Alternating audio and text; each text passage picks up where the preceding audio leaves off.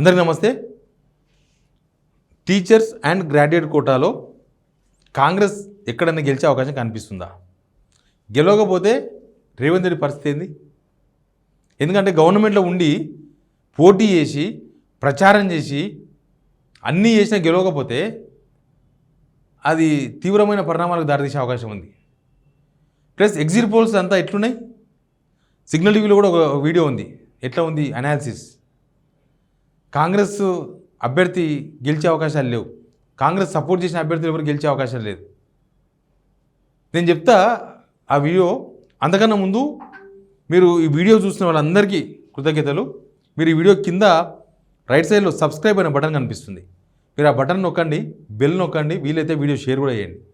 ఇది ఎవరికి ఎఫెక్ట్ అంటే రేవంత్ రెడ్డి ఒక్కరికి ఎఫెక్ట్ ఈ వీడియో, ఈ రిజల్ట్. ఎందుకంటే గవర్నమెంట్లో మిగతా వాళ్ళు సరే, శ్రీధర్ బాబు, పొన్నం ప్రభాకర్, లేకపోతే నల్గొండ మంత్రులు, వాళ్ళు వీళ్ళు ఎవరైనా ఉండొచ్చు.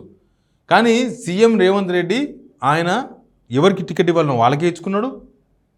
ఆయన ఏ ముఖ్యమంత్రి ప్రచారం చేయలేదు. ఒక గ్రాడ్యుయేట్ కోటా ఎమ్మెల్సీ ఎలక్షన్స్లో గెలుపు కోసం ఒక ముఖ్యమంత్రి చంద్రబాబు, వైఎస్ఆర్, కేసీఆర్, కిరణ్ కుమార్ రెడ్డి, రోషయ్య, మనకు గుర్తున్నంతవరకు ఇది వాళ్ళెవ్వరూ పోయి ప్రచారం చేయలేదు.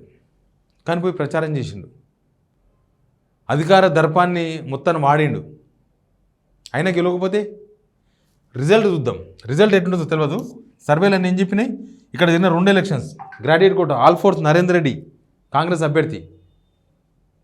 ఆయన గ్రాడ్యుయేట్ కోటా మెయిన్, టీచర్స్ కూడా రెండు కేటగిరీలు పక్కన పెడితే గ్రాడ్యుయేట్ కోటాలో ఆల్ఫోర్స్ నరేందర్ రెడ్డి గెలిచే అవకాశాలు ఎంతవరకు ఉన్నాయంటే ఎవరు నమ్మకంగా చెప్తలేరు గెలుస్తారని.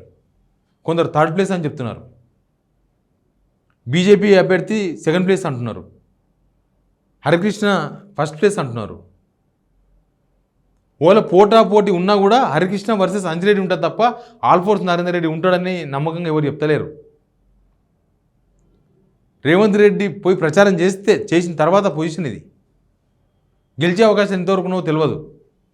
ఏమైనా మిరాకిల్ జరిగితే ఆల్ఫోర్స్ నరేందర్ రెడ్డి గెలవచ్చు. ప్లస్ ఇక్కడ ఒకటే వాళ్ళు పోటీ చేసింది, కరెక్ట్గా పోటీ చేసింది గ్రాడ్యుయేట్ కూడా ఒకటే కాంగ్రెస్. తర్వాత టీచర్స్ కోటా ఉంది. ఇక్కడ టీచర్స్ కోటాలో కాంగ్రెస్ ఏం చేయలేదు. తర్వాత ఇక్కడికి వస్తే ఇక్కడ టీచర్స్ కోటాలో శ్రీపాల్ రెడ్డి అని PRTU టీచర్స్ కోటా ఆయనకు సపోర్ట్ చేసినారు. వాళ్ళ సంఘం నేతలు వచ్చిర్రట, రేవంత్ రెడ్డి గారిని కలిసిర్రంట, మీకు పుష్ బ్యాక్ ఇస్తామన్నారంట, మీకు అంత సపోర్ట్ ఉంటుంది చూసుకోమని చెప్పిర్రంట. వాళ్ళు ఇంకా సీఎం చెప్పినాక ఏముంటుంది, రేవంత్ రెడ్డి చెప్పినా కానీ వాళ్ళు పోయినరు. అటు కాంగ్రెస్ వాళ్ళు కొద్దిగా మీటింగ్లు పెట్టిరంట లోపల. ఇప్పుడు ఇక్కడ ఆల్ఫోర్స్ నరేందర్ రెడ్డి గ్రాడ్యుయేట్ కోటా, ఇక్కడ టీచర్స్ శ్రీపాల్ రెడ్డి. ఈయన గెలవకపోతే వాళ్ళకేం కాదు. ఆల్ఫోర్స్ నరేందర్ రెడ్డి కొన్ని పైసలు పోతాయి అంతే. ఆయన మళ్ళీ ఇన్స్టిట్యూట్సే కదా, మళ్ళీ జనాల మీద కూడా వసూలు చేస్తాడు పైసలు.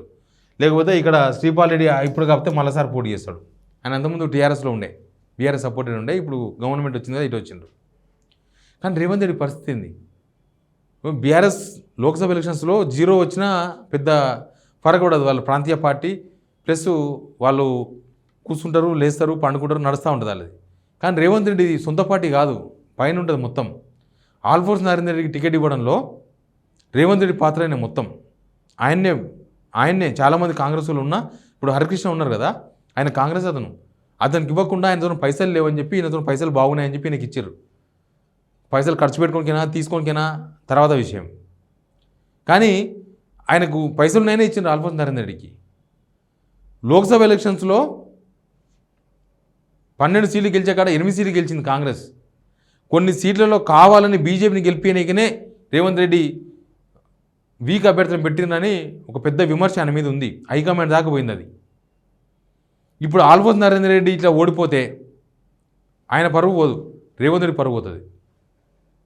ఇక రేవంత్ రెడ్డి గ్రాఫ్ ఏందనేది తేలిపోతుంది. పోటీ చేయకపోతేనేమో అభ్యంతరం లేదు ఎవరికి. పోటీ చేయడం కాదు, ఆయన పోయి ప్రచారం కూడా చేసింది కదా. ఆయన గ్రాఫ్ మామూలుగా పోదు, కిందికి చాలా డౌన్ అయిపోతుంది. సేమ్ టైం హైకమాండ్ దగ్గర కూడా ఆయన మాట పోతుంది. ఇప్పటికే పోయింది హైకమాండ్లో, ఇప్పటికే క్రాక్స్ ఉన్నాయి. ఇప్పటికే రాహుల్ గాంధీ అపాయింట్మెంట్ లేదు రేవంత్ రెడ్డికి.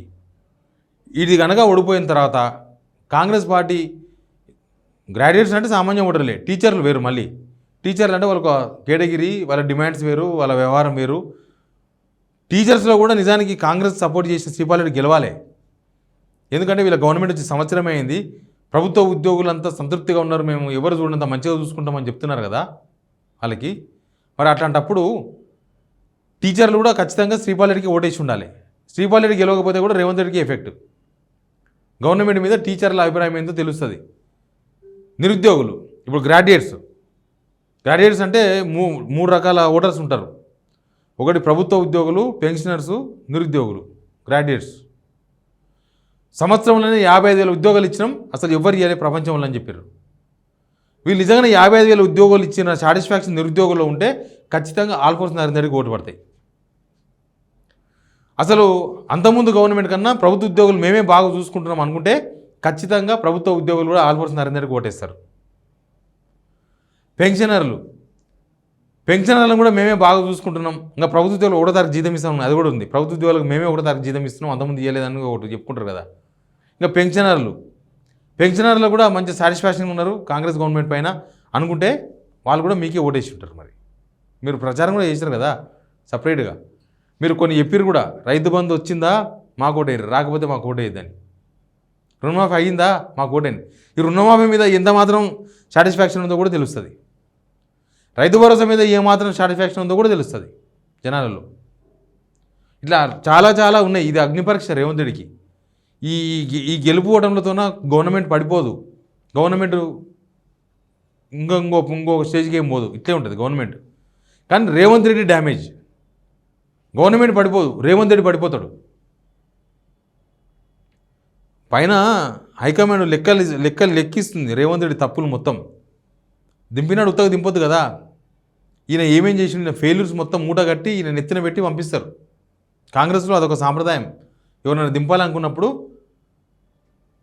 అట్లా చేస్తారు. కాంగ్రెస్ హైకమాండ్ అవన్నీ లెక్క పెట్టి చేస్తుంది. ఇప్పటికే చాలా ఉన్నాయి ఆయన ఖాతాలా. ఇప్పుడు ఇంకొకటి ఇది చేరుతుంది, ఈ గ్రాడ్యుయేట్ కోట, ఆ నల్గొండ టీచర్స్ కోట. ఇది కనుక ఓడిపోతే, మొన్న పెట్టుకోలే గాంధీ భవన్లో వాళ్ళు ఒక పోల్ పెట్టుకున్నారు కదా, మీకు ప్రజాపాలన కావాలన్నా ఫామ్ హౌస్ పాలన కావాలని. దానిలో ఫామ్ హౌస్ పాలన కావాలని 70% ఓట్లు వేసినారు, అది వేరే విషయం. ఇప్పుడు దీని తర్వాత కూడా ఆ రోజు ఇంత డ్యామేజ్ జరిగిందో అంత డ్యామేజ్ జరుగుతుంది ప్రభుత్వానికి కూడా. ప్రభుత్వం మీద ఇన్ని వర్గాల అభిప్రాయం తెలుస్తుంది. ఉద్యోగులు, టీచర్లు, రిటైర్మెంట్ ఎంప్లాయీస్, నిరుద్యోగులు, వీళ్ళ అభిప్రాయం అంతా గవర్నమెంట్ మీద ఏందో తేలబోతుంది. కానీ ఈ గవర్నమెంట్ మీద తేలే అభిప్రాయంలో కాంగ్రెస్ వాళ్ళు గెలవకపోతే రేవంత్ రెడ్డికి ప్రమాద గంటికలు కూడా ఉన్నాయి. రేవంత్ రెడ్డి ఏదో లెక్క పెట్టుకోవడం కాదు, ఇదొక ఫెయిల్యూర్ ఆయన నెత్తిన పెట్టడం కాదు. అది రేవంత్ రెడ్డే బాధ్యుడు అవుతాడు, రేవంత్ రెడ్డే బాధ్యత మోయాల్సి వస్తుంది. కాంగ్రెస్లో ఎగిసిపడే నోర్లు కూడా ఇట్లాంటి ఫెయిల్యూర్స్ అని లెక్క పెట్టుకుంటారు. రేపు టైం వచ్చినప్పుడు నువ్వేం చేసినావు, నువ్వు ప్రచారం చేస్తే ఓడిపోయిందని చెప్తారు. లోక్సభ ఎలక్షన్స్లో నువ్వే దగ్గర ఓడిపించినావు అంటారు. లెక్కించేటప్పుడు ఇవన్నీ వస్తాయి. ఎనీవే ఏమైతే తెలియదు, రిజల్ట్ చూద్దాం మనం. కౌంటింగ్ ఉంది కదా, 3వ తారీఖే కౌంటింగు, చూద్దాం ఏం జరుగుతుందో. బట్ అక్కడ రిజల్టు రేవంత్ రెడ్డి మీద రేవంత్ రెడ్డి భవిష్యత్తు మీద డిపెండ్ ఉంటుంది.